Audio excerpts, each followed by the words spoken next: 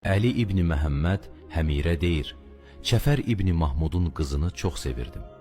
Onunla evləndikdən sonra bir neçə müddət övladımız olmadı. İmam Əliyə Nəqinin yanına gedib bizə bir məsləhət verməsini istədim.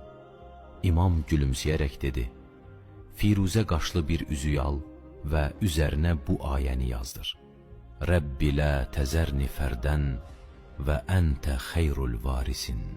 Belə də etdim və bir il keçdikdən sonra o qadından bir oğlum oldu.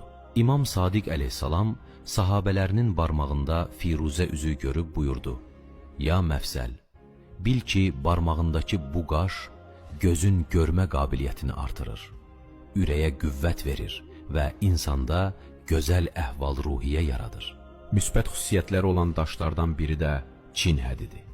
Bu qaşdan düzəldilmiş üzüklərdən adətən təhlükə ilə üzləşmə ehtimalı olduğu halda istifadə olunur. Nəcəf dürrü haqqında nəql olunmuş hədisdə deyilir, bu daş Nəcəf mədənlərindən ixrac olunur. Onun qiyməti ucuz, fəziləti isə çoxdur. Nəcəf dürünü barmağına taxan şəxs bir çox xəstəliklərdən və xoşagəlməz hadisələrdən amanda qalar. İmam Sadiqdən nəql olunmuş hədisdə deyilir, Həzrəti Adəm xəlq olunduqdan sonra Allah Taala'nın ərşində bu sözləri oxudu. Ənəllahu la ilahə illə ənə vəhdi Muhammedum. Səffəti min xəlqi əyyəttuhu bi əxihi əliyyun və nəsərtuhu. Cənnətdəki qadağan olmuş meyvəni yedikdən sonra yerə indi. Əllərini Allah Taala'nın dərgahına qaldırıb, ondan bu dualara xatir bağışlanmasını istədi.